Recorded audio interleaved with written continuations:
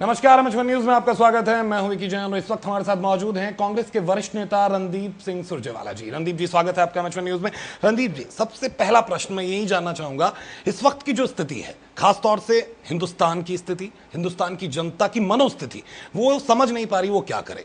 आपकी सरकार भ्रष्टाचार के आरोप झेल रही है, महंगाई के आरोप झेल रही है, घोटालों के आरोप झेल रही है। इनसे आप भी नहीं नकार सकते कि इतने सारे आरोप जो लगे हैं।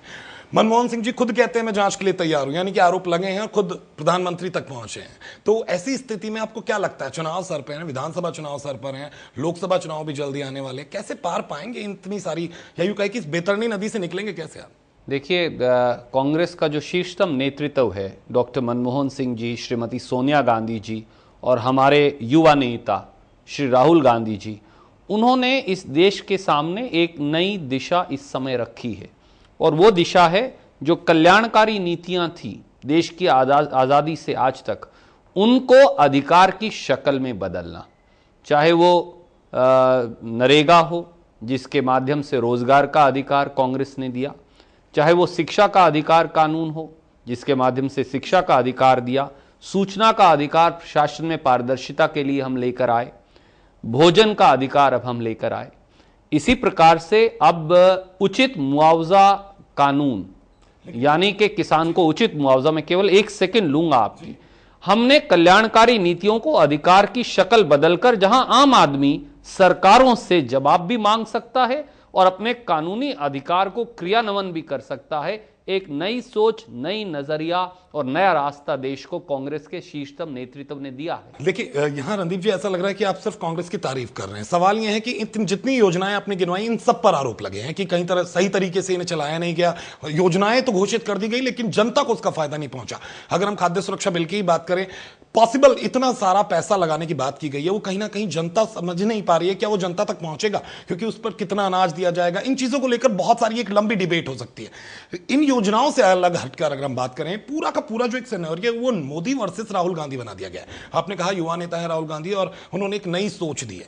राहुल गांधी जी के बयानों की अगर हम बात करें, कभी वो कहते हैं कि मेरी दादी जी को मारा, मेरे पिता को मारा, लोग मुझे भी मार सकते हैं। अगर राहुल गांधी इस देश में सुरक्षित नहीं है तो जनता कैसे सुरक्षित है? आपने दो मुद्दे उठाए। नंबर एक, कांग्रेस व्यक्तियों से लड़ाई नहीं लड़ती। हमारा संघर्ष इस देश में बेरोजगारी, इस देश में गरीबी, इस देश के सेकुलरिज्म, जो इस देश की कोर वैल्यूज का हिस्सा है। पाकिस्तान में अक़लियत के लोग, माइनॉरिटीज के लोग क्यों नहीं गए?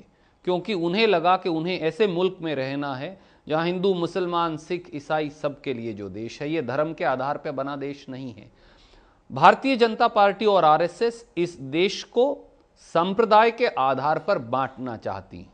उनका यह कहना है कि यह मेजोरिटेरियन कंट्री है, हमारा यह कहना है कि यह सबका देश है। इसलिए एक जो है आइडियोलॉजी का संघर्ष ये है।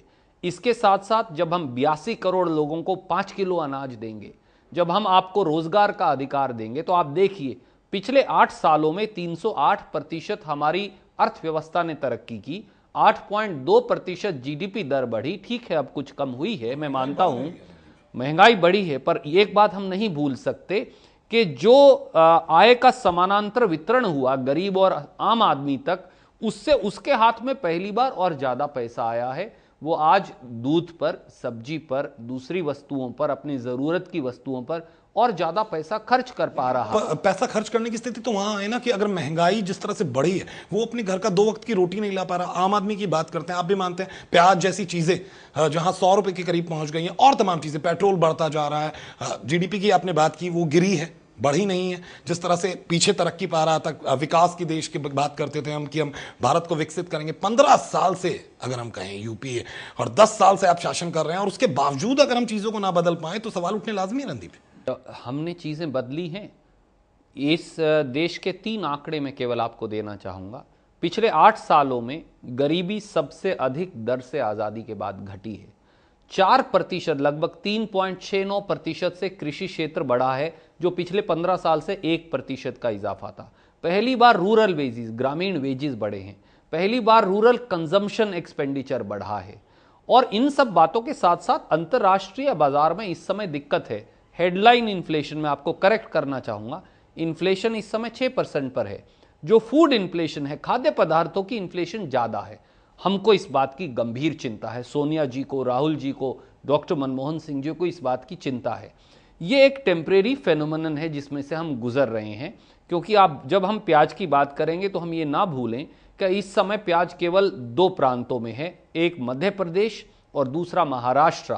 मध्य प्रदेश के मुख्यमंत्री श्री शिवराज चौहान ने एक भी जमाखोर के ऊपर रेड नहीं की। क्यों? मैं कई बार सोचता हूं, मुझे उसका जवाब मिलता नहीं। महाराष्ट्र के मुख्यमंत्री ने कई जगह रेड्स करवाई। 30% खरीफ मानसूनी बारिश के कारण प्याज की फसल में नुकसान हुआ है। खरीफ की फसल में इस बार प्याज का नुकसान है। कर्नाटक और आंध्र प्रदेश जहां से प्याज आने वाला है वहां भी 30% नुकसान है।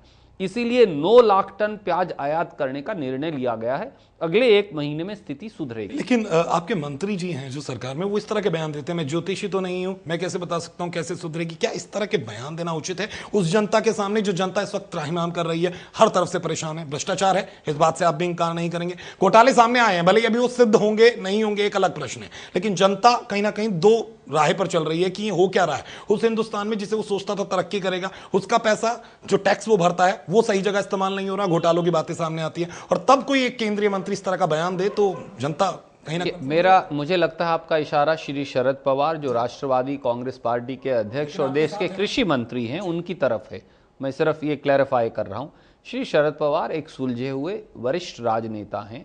उन्होंने किस परिप्रेक्ष्य में बयान दिया, मुझे उस पर टिप्पणी करना उचित नहीं है। मैं एक बात कहूंगा, श्री शरद पवार बहुत जिम्मेवार व्यक्ति हैं और देश के वरिष्ठतम नेताओं में से हैं।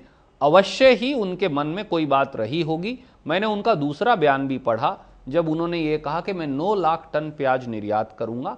हो सकता है थोड़े समय में, यानी कि 15 दिन में प्याज की कीमत कम ना हो, परंतु आप ये पाएंगे कि अगले 1 से 1.5 महीने के अंदर प्याज वहीं पर स्टेबलाइज हो जाएगा। मैं ये भी याद दिलाना चाहूंगा, जो 100 रुपये किलो प्याज की दुहाई करते हैं, इसी यूपीए की सरकार में बीजेपी में 120 रुपया किलो प्याज बिका।